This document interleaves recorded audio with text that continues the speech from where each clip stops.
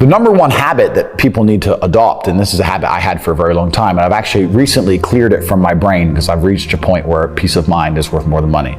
But every single time money is spent, you need to identify how your money was taken from you. And I say taken because money can't be made. Money is taken.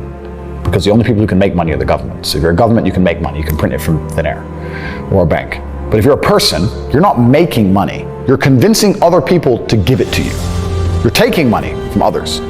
So every single time you spend money on anything, you need to identify how it was taken from you.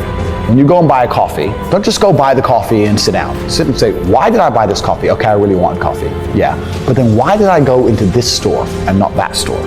Is it better advertising? Does it have less of a line? Do they have seating? How did they convince me to come in here? How much did this coffee cost? £6. What's the profit margin on that? Probably £5.50, £5.80 probably by the time. The cup probably costs more than the coffee. The coffee is just water. How did they convince me to spend £6 in this place? And when you sit there and analyze, and you all start to learn little lessons about business, you'll learn about the importance of the signage, you'll learn about the importance of there being no queue. Yeah. So that if you ever run a business, I'm telling you, I say with my business, my people all the time, faster. All the time, quicker. Yeah. I have a couple businesses that are physical. I'm like, I don't want to see a line. I don't want it to see empty because it looks bad. So when there's lines, you work fast. When we're down to 1 or 2 people, you take your time, you talk to the customer. Right. You keep it so there's like always one person at the thing. Like manage the line. Like people don't think about this stuff. No one's gonna sit and wait in a long ass queue. Maybe some idiots will, but people like me won't. We've got shit to do, right? My time's worth money. I'm not gonna stand and wait in a line. So you have to identify how your money is taken from you. If you start doing that with every single time you spend anything ever, you're gonna start to identify business opportunities, and you're gonna sit there and you're gonna have coffee and you're gonna go, you know what? They could have sold cake and they didn't. Could I outcompete this place? Let's imagine I had the money to start a coffee shop right next door. How would I outcompete them? Well, I'd have cake because they don't have cake. Also, most people in here are businessmen. And the guy serving some dude. No, we need a cute waitress. His ass is fired. We need a chick. Put a chick here, put some cake in. Financial Times, there's business people in. People don't even think about this stuff. They don't use their brain ever. They don't ever look around and realize how they're spending their money. They don't look around and look at which businesses are successful. They don't look around and pay attention to anything. They don't look at the world and all the things that are happening and how it can benefit them. None of it. They don't look at any of it. They're too busy following the circus. This is why it's Clown World.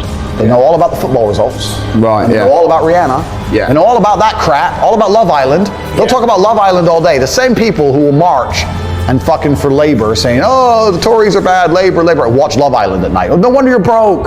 You're a fool. You're a dummy. If you're in a room full of ice cream experts, and all they talk about is ice cream, how to make ice cream, their favorite flavor, the best way to store it, how much it costs to produce, how to transport it, and that's all they talk about is ice cream. Even if you have no interest in ice cream, over a long enough period of time, you're gonna end up knowing stuff about ice cream. You're gonna end up knowing shit. You're like, that's double chocolate this, it costs this much, and this is how they moved it. You're gonna know things about ice cream.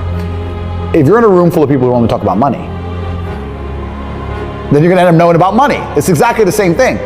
And network is net worth, everyone understands this.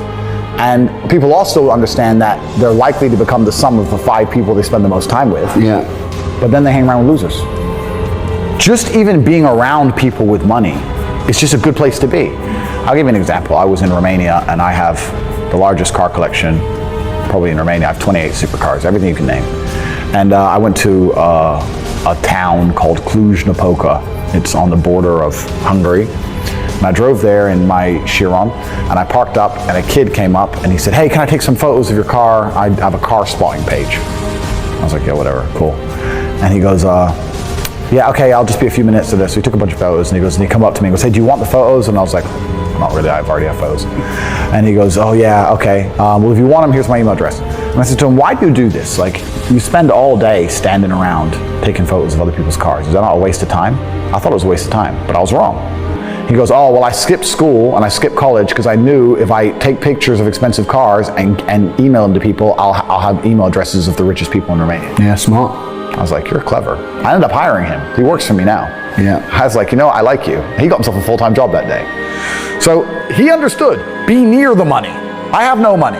Money's over there. Well, let me get closer to it. Like, no point staying over here on my fucking own. Let me at least get closer to it. That was a 17-year-old kid. Now he's making 10 grand a month in Romania from me. The reason university is such a massive scam, and I said this a million times, is because it exists in an echo chamber. It doesn't exist in fair competition. The reason universities still manage to function is because they'll give children loans to go to these schools, but you're not allowed to use the loan for anything else. If I were to say to the average 18-year-old, here's 50 grand.